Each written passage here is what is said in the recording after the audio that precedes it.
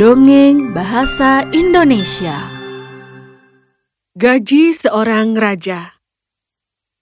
Alkisah, di tanah India ada kerajaan yang disebut Banghen. Banghen adalah tanah penuh bukit dan hutan yang lebat. Pemandangan alamnya yang luas sangat menyenangkan mata, dan rakyatnya pemberani juga pekerja keras. Di kerajaan ini, hidup seorang cendekiawan bernama Manarama yang sangat sederhana dalam kebiasaannya dan berbudi luhur. Dia dihormati dan akan melakukan tugas keimamannya tanpa keserakahan karena uang. Dia akan kembali setiap malam dengan beberapa koin yang didapatnya. Namun, istrinya Yasoda adalah orang yang rewel dan suka hidup mewah. Dia menyukai pakaian yang bagus, kehidupan yang mewah, dan sering bergaul dengan masyarakat kelas atas. Suatu hari ketika berbicara dengan tetangganya, dia mengetahui bahwa raja yang baru dinobatkan adalah orang yang sangat dermawan. Dan siapapun yang pergi kepadanya tidak pernah kembali dengan tangan kosong. Mendengar ini, dia pergi ke cendekiawan. Raja tempat ini sangat murah hati. Pergi kepadanya dan aku yakin dia akan memberimu banyak kekayaan. Raja mengumpulkan kekayaan mereka melalui cara yang salah. Kita tidak boleh menjadi bagian itu. Tetapi istrinya tidak mau mendengarkannya dan memaksanya untuk pergi dan mencoba peruntungannya. Ketika Manarama pergi ke istana raja, dia memperlakukannya dengan penuh hormat. Katakan apa yang bisa aku bantu. Yang mulia, aku tidak butuh kekayaan apapun. Aku hanya ingin minta 4 koin dari penghasilanmu sendiri. Kau adalah pria yang aneh untuk meminta 4 koin.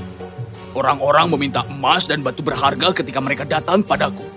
Kau menghinaku dengan meminta sedikit. Jadi, mintalah sesuatu yang lain. Bukan begitu, rajaku. Aku tidak ingin kekayaanmu. Ada dosa di kekayaan itu. Aku hanya ingin 4 koin yang kau peroleh dengan keringatmu sendiri. Aku tidak mau yang lain. Mendengar kata-kata Manarama, para pengawal raja terdiam dan terdiam. Begitu juga dengan sang raja. Setelah berpikir beberapa saat, raja berkata, Baiklah, akan kuberikan yang kau inginkan. Tapi kau harus datang kembali lusa untuk itu. Kemudian pada hari itu, ketika Manarama kembali ke rumah, istrinya dengan bersemangat bertanya kepadanya, "Apa yang raja berikan padamu?" Raja menyuruhku kembali lagi lusa nanti. Bagus sekali. Sepertinya dia ingin memberimu banyak kekayaan, karena kalau hanya sedikit, dia bisa memberikannya hari ini. Sementara itu, raja bertanya-tanya bagaimana cara mendapatkan 4 koin dari penghasilannya sendiri. Dia belum pernah melakukan pekerjaan apapun dan hanya tahu cara memerintah orang lain. Dia bingung dan tidak tahu bagaimana mengatur tentang masalah ini. Dia menghabiskan malam memikirkan hal ini, dan ketika pagi dia mandi, dia mengenakan pakaian yang sobek dan compang-camping dan mencuri-curi keluar istana. Setelah berkeliling ke seluruh kota, dia melihat seorang pria berdiri di ambang pintu rumahnya dan bertanya kepada pria itu, Aku butuh sebuah pekerjaan. Bisa kau memberiku? Bisakah kau menimba air? Tidak ada pipa di rumahku, dan aku dapat air dari keran umum. Raja setuju, dan lelaki itu menyerahkan sebuah kendi tanah dan menyuruh sang raja pergi dan mengisi air. Sekarang raja benar-benar tidak terbiasa dengan kerja keras, dan setelah beberapa perjalanan dari keran ke rumah lelaki itu, dia lelah dan juga berkeringat. Jika kau bekerja dengan lambat, keran air akan mengering, dan airku tidak akan tetap terisi. Cepatlah. Oh, tidak. Aku menyesal pernah mempekerjakanmu. Jelaslah bahwa kau adalah lelaki yang lemah dan tidak cocok untuk bekerja. Ambil 4 koin ini untuk apa yang telah kau lakukan, meskipun kau belum melakukan apa-apa dan juga merusakkan kendiku. Dengan mengambil ke-4 koin itu, raja dengan diam-diam melewati jalan dan memasuki istana dari belakang. Seluruh tubuhnya terasa sakit dan ada lecet di telapak tangannya. Tetapi ia berhasil mendapatkan uang dengan keringatnya sendiri dan merasa bahagia kalau tidak puas. Pagi berikutnya, ketika raja duduk di istana seperti biasa, Manarama datang dan menyambutnya. Setelah kerja keras, aku bisa mendapatkan 4 koin ini.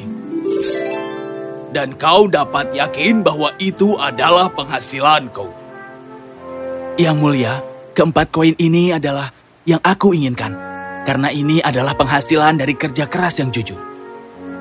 Kembali ke rumah, Yasoda dengan sabar menunggu kepulangannya. Dia membayangkan kekayaan dalam jumlah besar yang akan dibawa dari raja. Manarama pulang dan meletakkan tasnya, lalu mengeluarkan 4 koin dari sakunya. Lihat ini, raja telah memberikan penghasilannya sendiri padaku. Yasoda merasa kecewa, dan dia dipenuhi dengan kemarahan juga kekecewaan. Mengambil ke-4 koin itu, dia melemparkannya dengan marah ke pot tulsi. Aku seharusnya tidak terlalu berharap.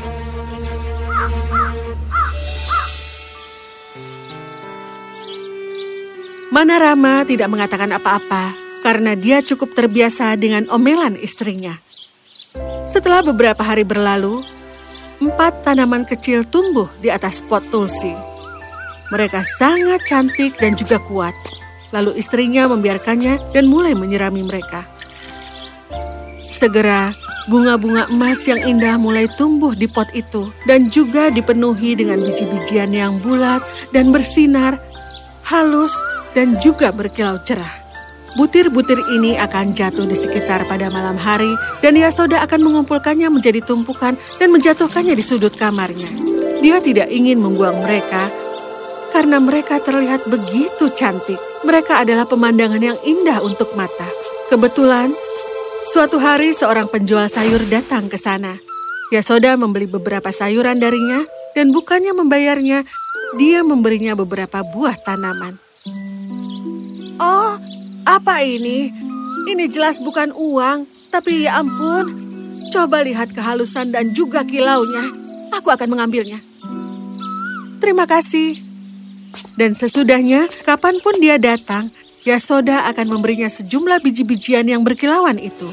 Setelah beberapa bulan, putri raja akan menikah, dan sang ratu membutuhkan beberapa mutiara dengan ukuran yang baik untuk dijadikan sebuah kalung mutiara ganda. Ketika orang-orang raja pergi mencari mutiara, mereka diberitahu bahwa toko kelontong itu memiliki beberapa ukuran yang sangat bagus. Orang-orang raja hampir tidak bisa percaya bahwa toko kelontong dapat memiliki mutiara, dan untuk membuktikannya, mereka pergi ke sana. Ternyata benar, penjual itu mengeluarkan beberapa manik-manik emas dari kotaknya, dan yang mengejutkan, ternyata manik-manik itu adalah kualitas yang terbaik. Dari mana kau dapatkan ini? Ada penjual sayur yang datang ke rumahku. Aku mendapatkannya dengan murah dari dia. Sepertinya dia tidak tahu nilai aslinya. Para utusan raja dipenuhi dengan rasa ingin tahu dan pergi ke penjual sayur yang mengatakan kepada mereka bahwa dia mendapatkan dari rumah cendekiawan. Para utusan itu pergi dan menceritakan hal ini kepada raja. Pergi dan bawa si cendekiawan itu padaku. Ketika Manarama tiba, sang raja merasa terkejut. Astaga, itu kau. Nah, lihat di sini, aku membawa manik-manik emas ini. Aku menemukan bahwa itu adalah milikmu. Aku punya pot tulsi di mana ada 4 tanaman. Setiap malam sekeranjang penuh ini jatuh dari sana. Istriku merasa lelah membersihkannya setiap hari. Kau bisa memiliki sebanyak yang kau ingin. Raja terpesona dan mengira cendekiawan itu sedang berhayal. Dengan kerja keras dan bahaya, mereka dapat diperoleh dari dasar laut. Bagaimana mutiara tumbuh di pohon? Cendekiawan itu membawa raja ke rumahnya. Benar saja, mutiara-mutiara yang bersinar terbaring berserakan di sekitar 4 pohon dan beberapa masih berkilauan di antara tanaman. Dari mana kau mendapatkan benih tanaman ini? Manarama menatap kosong padanya dan menggelengkan kepalanya. Mari kita gali sedikit dan lihat dari mana mereka muncul. Lalu ia menggaruk sedikit tanah di dekat akarnya. Dan yang mengejutkan, dia menemukan bahwa mereka telah tumbuh dari 4 koin yang tertanam di dalam pot itu. Ini adalah 4 koin yang kau berikan kepadaku ketika kau datang dari istana raja dan yang aku lemparkan ke dalam pot ini. Manarama menceritakan seluruh kisah itu pada raja. Raja merasa terkejut mendengarkan hal ini. Jika kerja 1 jam dapat menghasilkan yang begitu luar biasa, apalagi kerja seharian yang tak kenal lelah. Ketika sang raja kembali ke istana, dia pergi menemui sang ratu. Apakah kau ada masalah? Ada sesuatu yang ingin kukatakan. Sang ratu tercengang ketika raja bercerita tentang bunga mutiara dan bahkan lebih terkejut ketika raja memberitahu bagaimana dia telah mendapatkan koin itu. Kau bekerja? Raja Banghen yang perkasa telah membawa ember yang berisi air? Oh, berhentilah tertawa. Dengar, aku ingin kau membantuku. Aku ingin mendapatkan uang melalui kerja kerasku. Lalu? Aku akan bekerja. Kau harus menggajiku untuk pekerjaan kerasku menurut seberapa baik pekerjaanku dibanding dengan yang lainnya. Sang ratu terkejut dengan hal ini. Dia mencoba untuk berbicara pada raja, tetapi itu tidak ada gunanya. Oh, baiklah. Ini adalah uangmu pada akhirnya dan bagaimanapun juga tidak ada masalah. Lalu, para pekerja istana terkejut ketika sang raja muncul untuk bekerja di samping mereka. Mereka terkikik ketika dia berkeringat untuk hal-hal yang tidak penting dan membuat kesalahan yang konyol. Tapi kabar itu segera menyebar ke seluruh kerajaan serta menciptakan moto baru. Oh, aku tidak bisa berhenti di sini. Kalau raja bisa melakukannya, aku juga pasti bisa. Bahkan Yasoda menjadi lebih menghargai apapun yang dimilikinya dan jarang mengeluh tentang apapun lagi. Demikianlah Manarama menjalani kehidupan yang damai dan tenang. Karena hanya dengan bekerja keras untuk sesuatu, seseorang dapat belajar untuk menghargai.